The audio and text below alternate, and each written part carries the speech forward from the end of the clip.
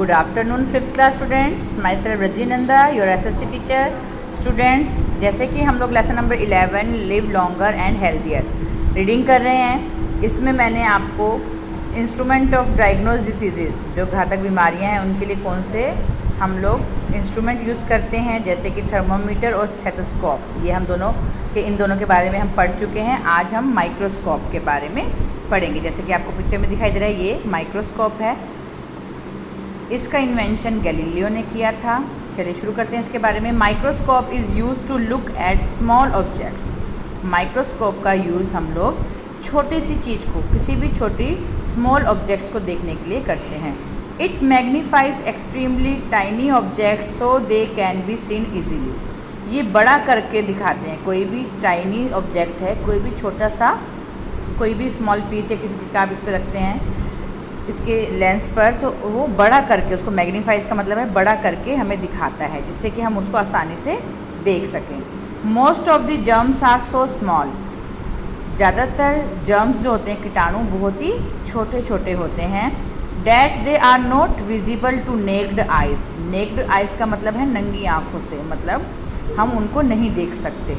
Galileo, a famous Italian scientist, made a flea glass but called it microscope. Galileo जो Italian के वैज्ञानिक थे, उन्होंने एक फ्ली ग्लास बनाया जिसे कि माइक्रोस्कोप का नाम दिया।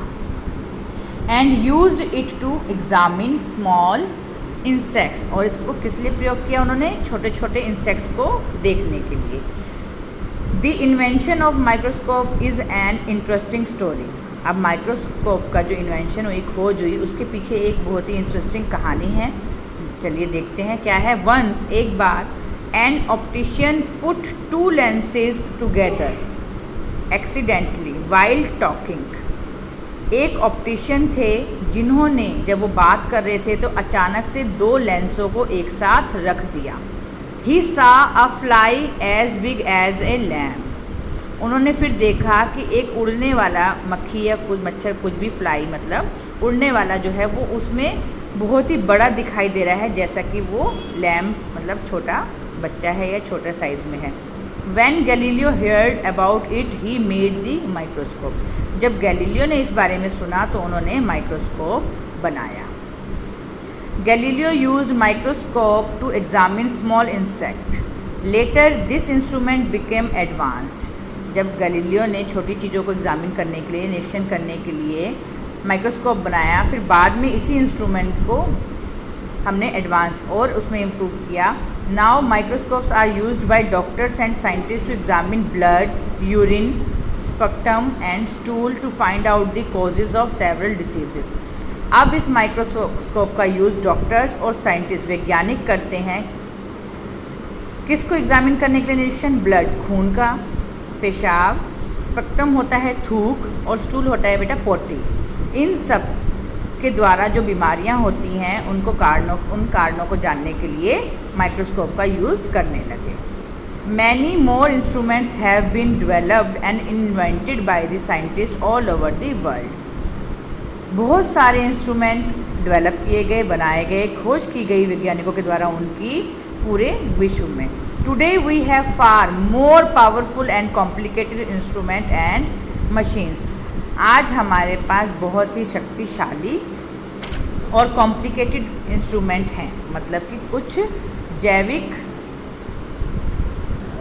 हमारे पास बहुत ही शक्तिशाली और जटिल इंस्ट्रूमेंट, औजार और मशीनें हैं। जैसे कि दी एक्सरे मशीन। अब एग्जांपल बता रहे हैं कौन कौन सी कॉम्प्लिकेटेड इंस्ट्रूमेंट और मशीन्स हैं। The X ray machine gives pictures of the bones and internal organs of the body. हमारे शरीर के अंदर के अंग और हड्डियों को देखने के लिए एक्सरे मशीन का प्रयोग करते हैं। सेकंड है scanners. Scanners help doctors to understand problems of the internal organs like the brain. हमारे दिमाग की तरह कई अंग होते हैं जो इंटरनल होते हैं, उनके अंदर क्या प्रॉब्लम है उसको समझने के लिए स्कैनर का डॉक्टर यूज़ करते हैं। ECG machines are very helpful for studying the heart problem. ECG machine जो है उसके द्वारा डॉक्टर्स हार्ट से रिलेटेड परेशानियां, प्रॉब्लम के बारे में जानते हैं। डायलिसिस मशीन में क्या होता है, is the life saving machine for kidney patient. Kidney problem जिन पेशेंट को, जो किडनी से इफ़ेक्टेड मरीज़ होते हैं, उनकी लाइफ बचाने के लिए एक मशीन है डायलिसिस मशीन। ठीक है, इसमें आपने देखा होगा कि जब किडनी फंक्शन करना बंद कर देती है काम करना या बिल्कुल ही डैमेज हो जाती हैं, तो उसमें हमें डायलिसिस का प्रोसेस होता है वो करवाते हैं। तो बेटा ये जो डायलिसिस की प्रॉब्लम होती है पेशेंट में, इसमें क्या होता है कि जब किडनी जो हैं वो 5% तक रह जाती हैं, मतलब 5% तक वर्क करती हैं, तो उस टाइम में वीकली डायलिसिस का प्रोसेस यूज़ किया जाता है।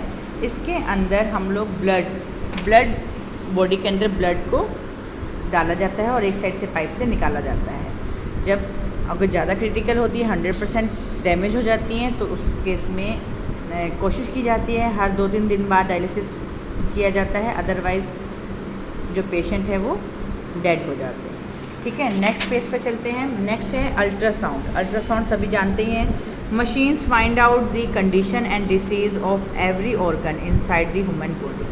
अल्ट्रासाउंड मशीन से क्या होता है कि हम लोग इंसान की बॉडी के अंदर के जो अंग हैं उनमें कौन सी बीमारियां हैं, ये क्या कंडीशन है, ये देखते हैं। Laser beams are now widely used to treat patient without cutting open the affected parts. Laser operation जो होते हैं, लेज़र बीम, वो आजकल बहुत ही ज़्यादा यूज़ किए जा रहे हैं पेशेंट के ट्रीटमेंट करने के लिए, without cutting open the affected parts. जिस बॉडी के किसी भी ऑर्गन में इनसाइड इंटरनल अगर कोई प्रॉब्लम है तो उस हिस्से को काटे बिना लेज़र टेक्निक से ऑपरेट किया जाता है।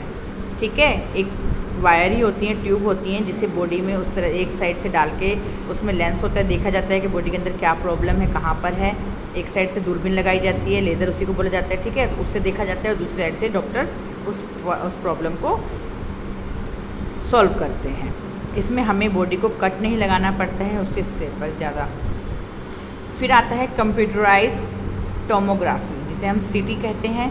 Feeds X ray pictures of the body into a computer and obtain detailed cross section image. इसमें क्या होता है कि हम एक्सरे पिक्चर को, बॉडी की जो भी एक्सरे पिक्चर बनाई होती है उसको कंप्यूटर में डालते हैं और उसमें फिर पूरी डिटेल आ जाती है कि कौन सा जो हमारा सेक्शन है, बॉडी का ऑर्गन है, जो सही से काम नहीं कर रहा है या उसमें कहाँ पर क्या प्रॉब्लम है। तो आज हम बस इतना ही रीडिंग करेंगे, नेक्स्ट क्लास में डिस्कस करेंगे। आप इसको रीडिंग कर लीजिएगा एक बार ज़रूर। Okay, thank you.